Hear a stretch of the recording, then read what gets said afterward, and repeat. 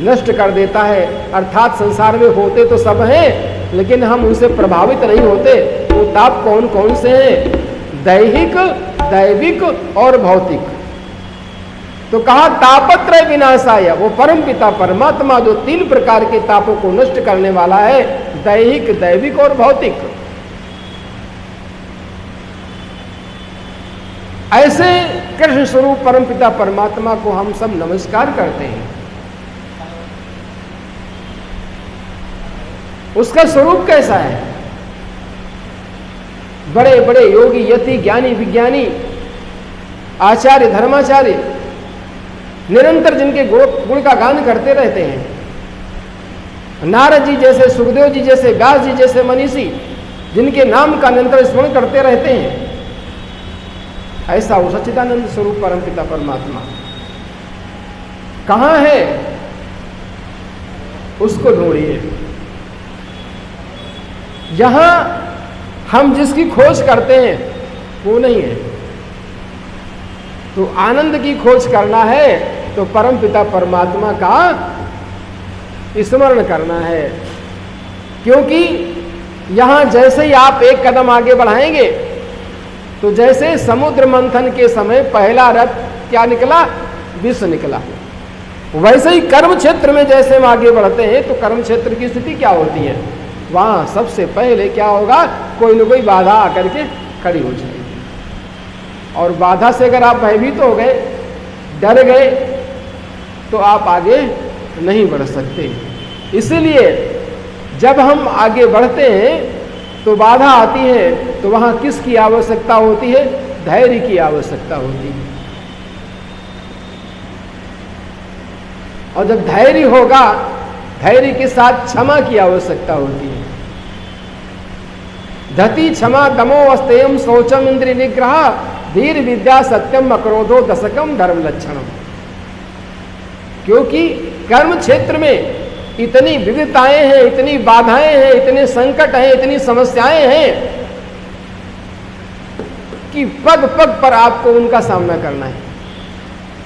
और यदि आपको धर्म के लक्षण जो है, ये धर्म नहीं है, धर्म के लक्षण बताए गए, धृति क्षमा दमो स्तेयम शौचम इंद्रिय निग्रह धीर विद्या सत्यम अक्रोधो दशकम धर्म लक्षणम। ये धर्म के लक्षण है, धर्म ये नहीं है। तो पहला लक्षण क्या है? धृति, धैर्य। दूसरा क्या है? क्षमा, क्षमा करना। जैसे हम कार्य करने के लिए आगे बढ़े तो क्या हुआ? कोई विघ्न आ गया, किसी के द्वारा आ गया या प्राकृतिक रूप से आ गया, किसी कारण से आया तो हमें क्रोध आ गया। तो उस अवस्था में हमें धैर्य भी रखना है और क्षमा का गुण भी अपने अंदर समाहित करना है। क्योंकि यदि वहां वाद विवाद के चक्कर में पड़ गए तो पता चला कि धैर्य तो गया ही और जो हम पाना चाहते वो भी चला गया। तो दूसरा लक्षण क्या है? क्षमा। तीसरा क्या है? अस्तेय, चोरी न करना। चोरी न करना कैसे? कि जैसे भाई साहब की डायरी में बड़े सुंदर गीत लिखे हैं, भजन लिखे हैं, मैंने भजन तो चोरी कर लिया, लेकिन उन्हें गाना नहीं आता है। राग तो हमने लिख लिए लेकिन बिना अभ्यास के आते नहीं है। हमने किसी को देखा कि भाई वो रेल यान चला रहा है, तो वो चला रहा है लेकिन चलाने की विधि हमें नहीं पता। हमने क्या किया? उसको चलाने का काम करना शुरू कर दिया। तो कहने का तात्पर्य यह है कि हम जो भी कार्य करें उससे पहले उसके विधि विधान को समझ लें, क्रिया विधि को समझ लें। और जब क्रिया विधि को समझ लेंगे तो फिर हमें कोई समस्या नहीं होगी।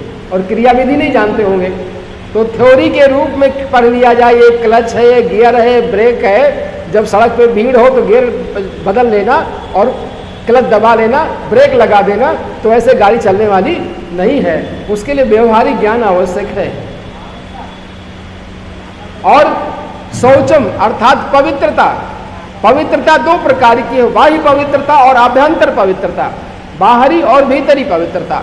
बाहर की पवित्रता से हम सुंदर दिख सकते हैं, स्वस्थ रह सकते हैं, दूसरे को प्रभावित कर सकते हैं, सुंदर कपड़े पहन करके, सुंदर चंदन मंदन तिलक लगा करके, वस्त्र आभूषण धारण करके हम किसी को प्रभावित करने के तो पात्र हो सकते हैं, हम प्रभावित कर सकते हैं, किसी को अपनी ओर आकर्षित कर सकते हैं, लेकिन वो क्षणिक होता है। इसलिए उसको स्थायित्व प्रदान करने के लिए हमें अभ्यंतर सूची की आवश्यकता होती है। अभ्यंतर माने आंतरिक पवित्रता की, और आंतरिक पवित्रता कब आती है? नाम का जप करने से, भगवान के नाम का स्मरण करने से, उनकी सेवा करने से। तो क्या है? शौचम मानी पवित्रता। इसके और भी बड़ा विस्तार है इसका, लेकिन अब समय कम है इसलिए बहुत विस्तार नहीं करना। तो क्या है कि दूसरा धर्म का लक्षण क्या है? क्षमा करना। समस्या क्या है कि जब हम किसी कामना के लिए आगे बढ़ते हैं तो वहां एक समस्या होती है।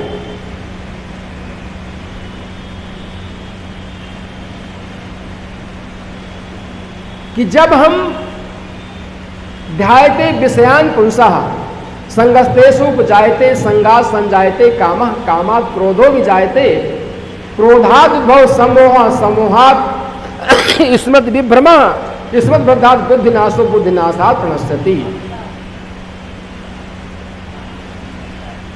कि जब हम कामना यानी किसी कामना में जब विघ्न पड़ता है, जैसे हमारा मन करे कि नहीं हम ये काम अपना सिद्ध कर रहे हैं, और उस काम को सिद्ध करने में कामना में विघ्न पड़ने से हमें क्रोध आता है। ध्यायते विषयान पुंसा यानी विषय का चिंतन करते करते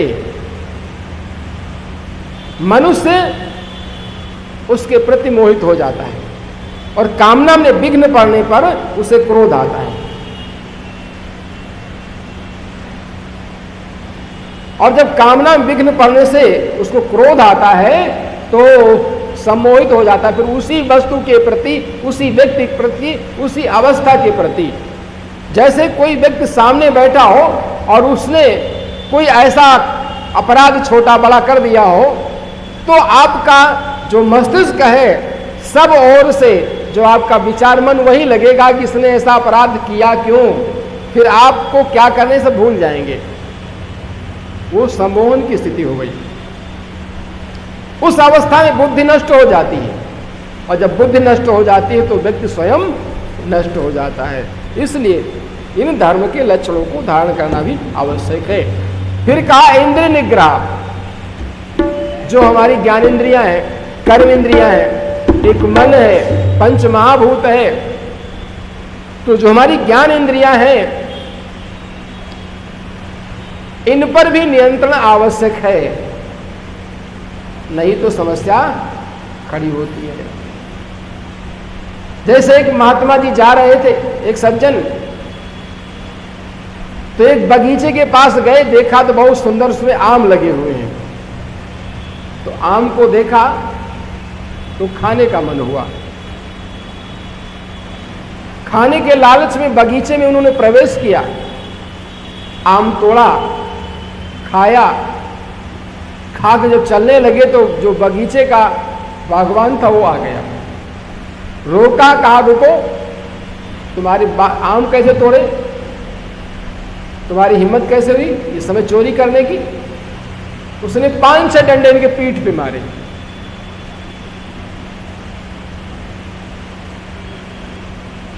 तो अपराध किसने किया, फल किसको मिला? देखा किसने? आंख ने। स्वाद किसने लिया? जिह्वा ने।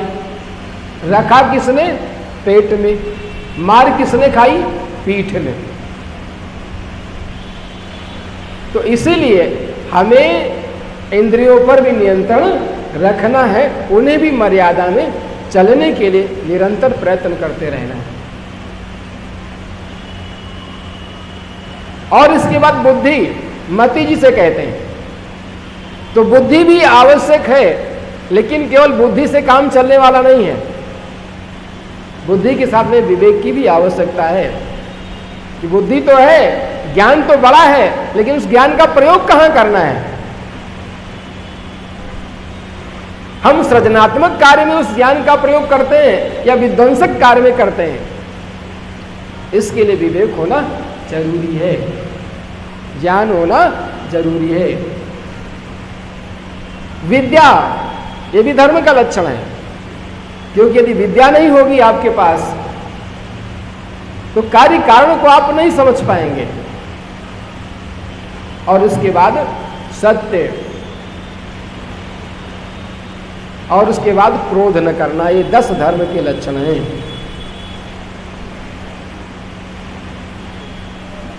तो सत्य क्या है? इतने चलने के बाद सत्य क्यों आया? पहले भी तो सत्य हो सकता था ना, लेकिन इतने चरण आगे बढ़ने के बाद सत्य है क्या, उसको समझने में आ जाएगा। कहते हैं आप सत्य बोलो, हम सत्य के मार्ग पर चलते हैं, हम सत्य काम ही करते हैं, हम कभी झूठ नहीं बोलते, हम कभी झूठ नहीं बोलते, हम हमेशा सत्य ही बोलते हैं। ऐसे अनेक बार हम चर्चा करते रहते हैं। तो सत्य क्या है? सत्य है कि जो हमने मन के अंदर संकल्प किया वैसा ही हमने वाणी से बोला, और जैसा बोला वैसा ही हमने कर्म किया। तो ये भी सत्य है कि हमने संकल्प लिया कि भगवान का पूजन करना है, आपने कहा मैं मंदिर में पूजा करने जा रहा हूं, आपने पूजा की, क्रियान्वित किया उसको, ये भी तो सत्य हो गया ना। और एक चोर व्यक्ति है, उसने भी संकल्प किया, मन में विचार किया कि आज हमको आज मिश्रा जी के घर में चोरी करनी है। वो वहां पहुंच गया तो उसने भी विचार किया ना मन से, उसने चोरी कर ली, तो वो सत्य नहीं है क्या? तो फिर तय कैसे करेंगे? तय करने का जो व्यवस्था है वो विद्या से आती है, नहीं तो शास्त्रान अधीत्या भी भवन्ति मूर्खा, शास्त्र को पढ़ने के बाद ही मूर्ख रहते हैं। जैसे एक राजा थे, उन्होंने अपने एक नौकर से एक दिन कहा कि सुनो, कि जब मैं तुमसे कहूं कि कोई गीली वस्तु लाना है तो उसको कोई बड़े पात्र में भर के लाया करो, जग में, लोटे में इत्यादि, और जब मैं किसी सूखी वस्तु को लाने के लिए कहूं तो तुम किसी प्लेट में रख के लाना। तो एक दिन राजा ने कहा कि नई नई जूती हमारी आई है, वो ले आओ। तो जूती उसी थाली में रख करके लाया वो प्लेट में नौकर। क्यों? क्योंकि उसने विवेक का प्रयोग नहीं किया। सूखी वस्तु जो लाने का कहा था खाद्य पदार्थ था, वो जूती को प्लेट में रखने के लिए नहीं कहा था। तो विद्या नहीं होगी तो हम कहां प्रयोग करेंगे, कैसे करेंगे? व्यवहारिक ज्ञान नहीं होगा तो। क्रोध न करना, ये 10 धर्म के लक्ष्य। तो भगवान के नाम का स्मरण जब हम करते हैं तो नाम का स्मरण करते करते करते करते जो हमारी मति है, जो हमारी बुद्धि है, वो पवित्र हो जाती है, विवेक जग जाता है, क्योंकि नाम का प्रभाव है। ये भगवान नाम जो है ऐसा प्रभावशाली है, किसको आप चाहे जैसे नाम का स्मरण करो।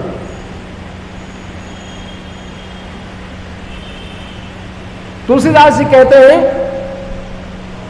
भाई कुभाय अलख आलस हूँ, नाम जपत मंगल दिसिदसु।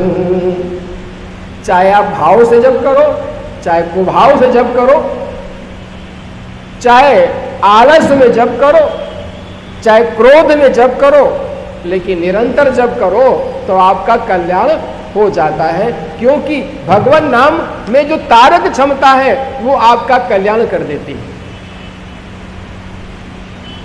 जैसे विष में मारक क्षमता है, तो विष को चाहे कोई अनजाने में पी ले और चाहे जानबूझ करके पी ले, उसकी जो मारक क्षमता है उसको मार ही देगी।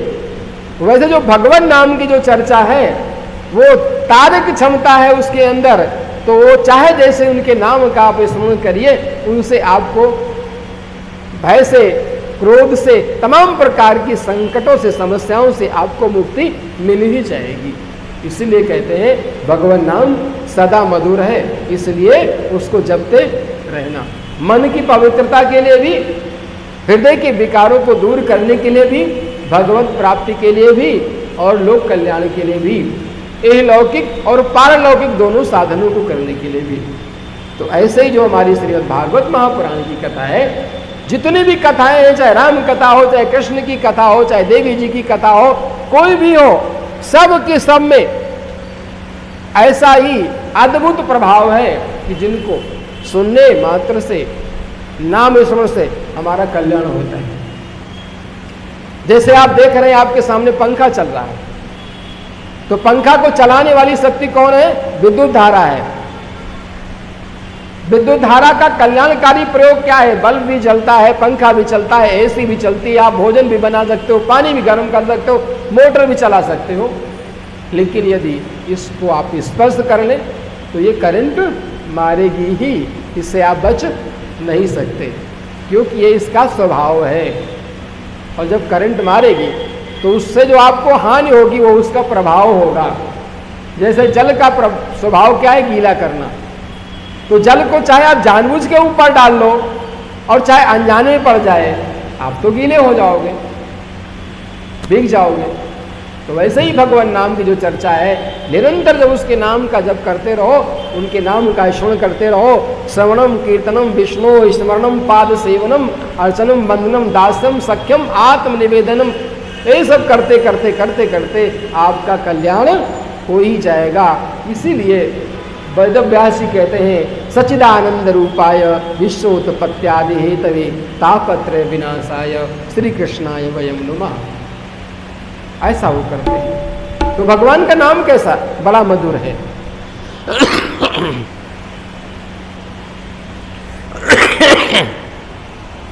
तो भगवान की शरणागत हो जाओ, उनके नाम का जप करते रहो, आपको आनंद मिलेगा ही, इसमें कोई संशय नहीं है। बोलिए सच्चिदानंद भगवान की जय। प्रभु हम भी शरणागत हैं, प्रभु हम भी शरणागत हैं, स्वीकार करो तो जाने। प्रभु हम भी शरणागत हैं, स्वीकार करो तो जाने। प्रभु हमें पतित से पावन, प्रभु हमें पतित से पावन, सरकार करो तो जाने।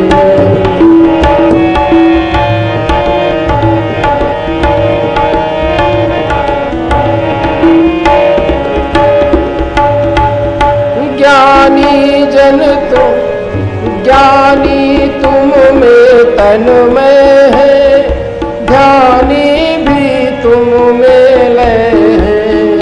ज्ञानी तुम में तन में है, ध्यानी भी तुम में लय है, ध्यानी भी तुम में लय है। हम अज्ञानी चंचल चित, हम अज्ञानी चंचल चित, निस्तार करो तो जाने। प्रभु हम भी शरणागत हैं, स्वीकार करो तो जाने। प्रेमी जन तुमको पाते, तुम भक्ति भाव से आते। प्रेमी जन तुमको पाते, तुम भक्ति भाव से आते, तुम भक्ति भाव से आते। हम कुटिल हृदय से कलुषित, हम कुटिल हृदय से कलुषित, उपकार करो तो जाने। प्रभु हम भी शरणागत हैं, स्वीकार करो तो जाने।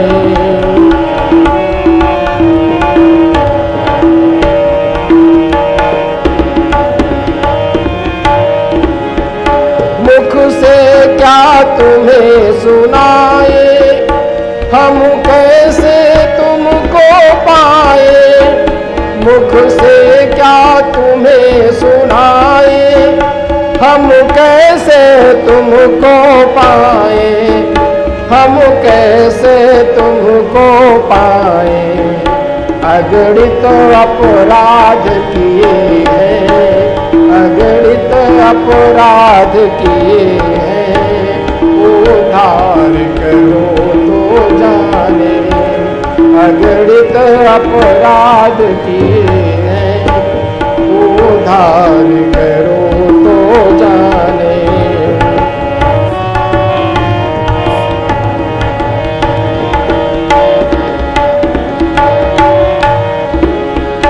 जीवन नैया जर्जर है, पल पल विनाश का डर है, जीवन नैया जर्जर है, पल पल विनाश का डर है, पल पल विनाश का डर है, ऐसे भी एक पथिक को, ऐसे भी एक पथिक को भव पार करो तो जाने, प्रभु हम भी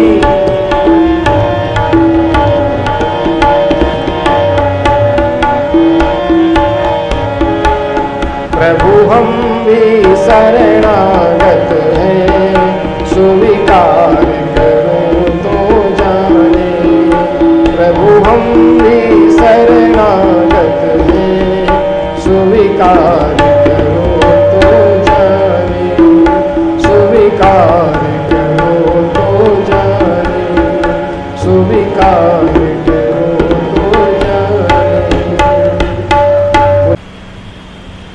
तो प्रश्न आता है कि पहले क्यों नहीं आए? तो पहले इसलिए नहीं आए कि पहले वो माया के मोह के बंधन के चक्कर में था कि हमें ये हमारा पत्नी छुड़ा लेगी, हमारे बच्चे छुड़ा लेंगे, हमारे परिवार के लोग छुड़ा लेंगे, हमारे पड़ोसी छुड़ा लेंगे, हमारे परिजन छुड़ा लेंगे। नहीं आए। जब वो अकेला हो गया तो उसने पुकार लगाई, भगवान वहां से आए और अपने सुदर्शन चक्र से उस ग्राह का वध करके उसका उद्धार किया और गजेंद्र को भी मुक्त कर दिया। अब यहां विचार करिए, गजेंद्र कौन है, ग्राह कौन है, सरोवर कौन है? ग्राह काल है, गजेंद्र हम आप सब हैं, सरोवर ये संसार सागर है। बड़ी सूक्ष्मता से समझने के लिए हम देखते हैं कि यदि हम बीमार हो जाएं, घर के लोग दौड़ते हैं हॉस्पिटल लाते हैं, हॉस्पिटल में हम भर्ती होते हैं, सेवा करते हैं, असाध्य रोग हो जाए तो कभी कभी जीवन भर पड़े होने की स्थिति आ जाती है। थोड़े समय तक सब घर के परिवार के लोग बड़े मनोयोग से पैसा भी लगाते, खूब सेवा करते हैं, धीरे धीरे शिथिलता आ जाती है, सबके मन के अंदर उबने लगते हैं, अरे कितने दिन तक कौन सेवा करेगा, कैसे होगा। और अंत में क्या होता है, वो व्यक्ति भी उस असहाय अवस्था में जब होता है तो उसको कोई भी दिखाई नहीं पड़ता, फिर उसको भी सहारा किसका है, उसी परमपिता परमात्मा का ही नाम बचता है। तो ये संसार सागर ऐसा ही है।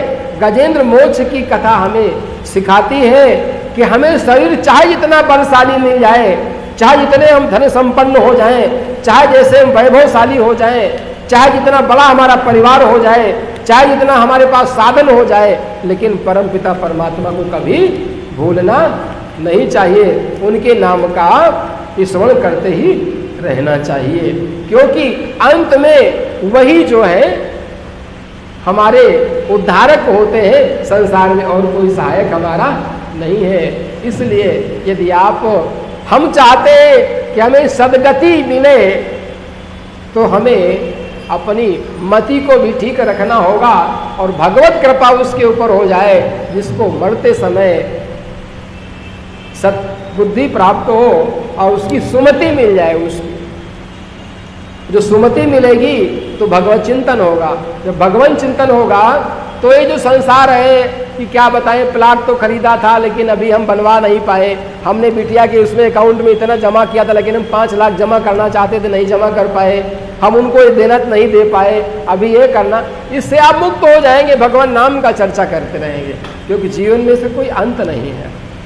तो जो परम पिता परमात्मा है वही संपूर्ण संसार के जितने भी जीव हैं उनका कल्याण करने वाला है। इसीलिए कहते हैं ठाड़े बैठे परे उताना, राम भजे सो बड़ा सयाना। भगवान नाम जो है वही हमें समस्त प्रकार के संकटों से मुक्त करने वाला है, हृदय के विकारों को दूर करने वाला है। कहते हैं कि जो डूबने को बचाने वाला कौन है? डूबतों को बचा लेने वाले, डूबतों को बचा लेने वाले, मेरी नैया है तेरे हवाले। डूबतों को बचा लेने वाले, मेरी नैया है तेरे हवाले।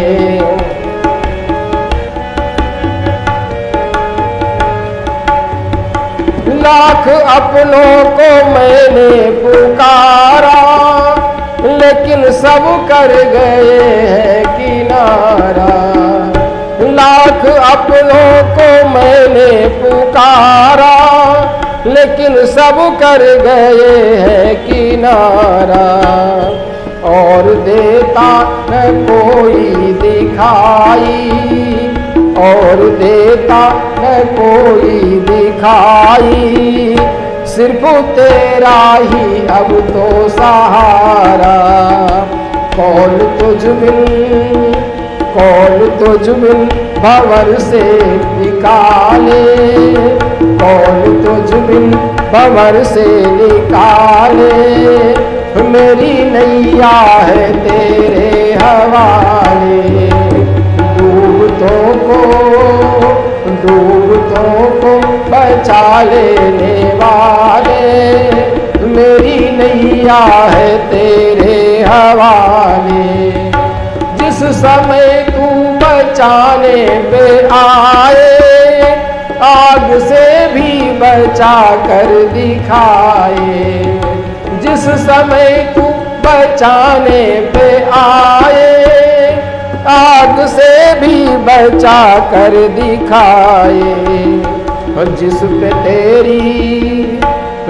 पे तेरी दया दृष्टि होवे, कैसे उस पर कोई आँच आवे। जिस पे तेरी दया दृष्टि होवे, उस पे कैसे कोई आँच आवे। आंधियों में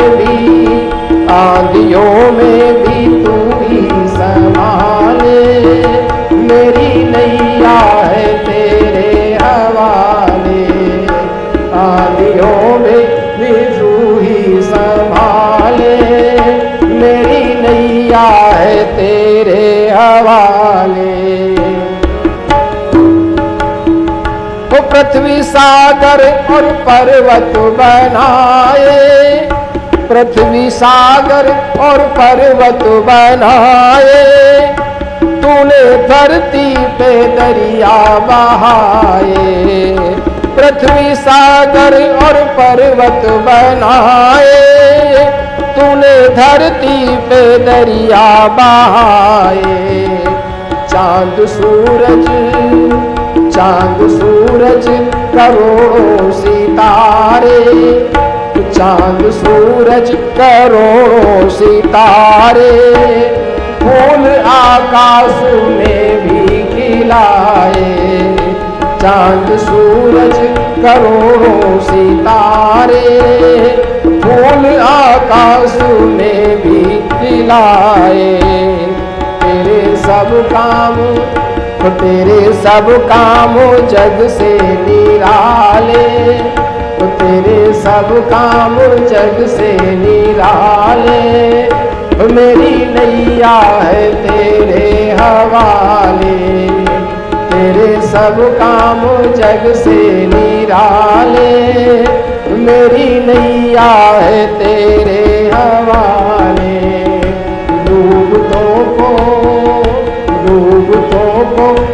बचा लेने वाले, मेरी नैया है तेरे हवाले, मेरी नैया है तेरे हवाले।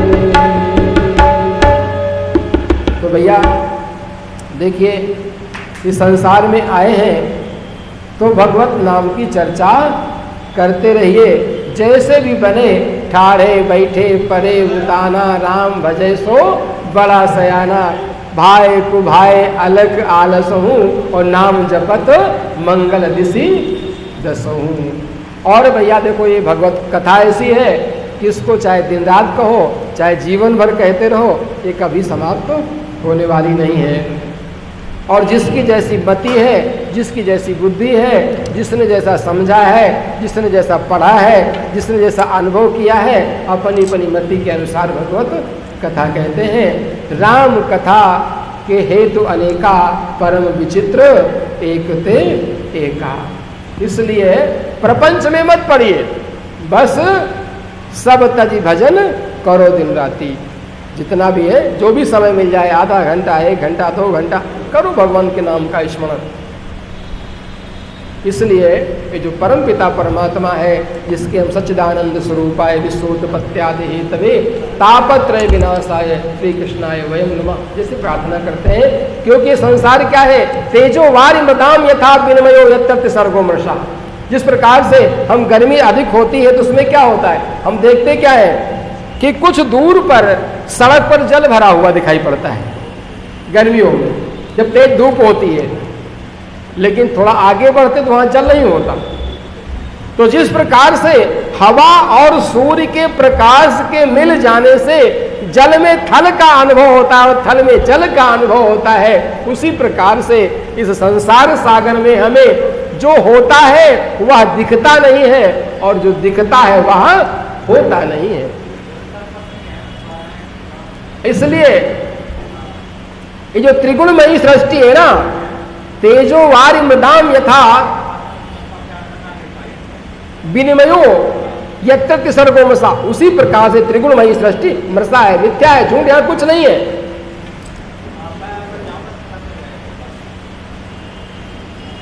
इसलिए जो विवेकी जन है, जो ज्ञानी है, जो बुद्धिमान है, भगवत चरणानुरागी है, भगवत के प्रति प्रेमी है, वे सब के सब जब भी उनको समय मिलता है तो बस 2 ही काम करते हैं, अपने अंदर सकारात्मक चिंतन को बढ़ाते हैं, सद्गुणों को बढ़ाते हैं, दैवी शक्तियों को बढ़ाने का काम करते हैं, और आसुरी शक्तियों को अपने जीवन से हटाने का प्रयत्न करते हैं। इसीलिए गुणग्राही बनो, बस यही अपने जीवन का लक्ष्य बना करके चले, यही हमारे जीवन की सार्थकता है। बोल सच्चिदानंद भगवान की जय। तो आज के इस समय में आपके समक्ष ये धुंधकारी की संक्षेप में कथा, गजेंद्र मोक्ष की संक्षेप में कथा और प्रथम श्लोक की थोड़ी सी संक्षेप में व्याख्या हुई, और बाकी तो मंगलाचरण की कथा ऐसी अद्भुत है कि साल भर कथा चलेगी तो उसका व्याख्या नहीं पूरी हो पाएगी। मंगलाचरण का तो जन्माद्यस्य तो अन्वयादि तर्तश्चार्थे सुभिज्या स्वराट तेने ब्रह्म हृदय आदि कवे मोयंति यशोरया। ऐसा वो परम पिता परमात्मा है कि बड़े बड़े बड़े ज्ञानी विज्ञानी ऋषि मुनि उसकी सत्ता से मोहित हो जाते हैं। तो ये धर्म से प्रेरित है। और भागवत की कथा क्या है, निगम कल तरोर विगलितम फलम। ये निगम वेद रूपी वृक्ष की शाखा का पका हुआ फल है। जितने भी मैंने कथाएं आपको सुनाई, बहुत अति संक्षेप में सुनाई है, इनमें और भी बहुत सारी कथाएं हैं। कभी समय ज़्यादा मिलेगा तो सुनाने का प्रयास करूंगा। आज के इस बेला में मैं अपनी वाणी को विराम देता हूँ। बोल सच्चिदानंद भगवान की जय। बस 2 मिनट भगवान नाम की चर्चा कर लेते हैं, उसके बाद दीदी जी के मुखारविंद से पावन राम कथा सुनेंगे। हरे राम राम राम हरे हरे, हरे राम राम राम हरे हरे, हरे राम राम राम हरे हरे।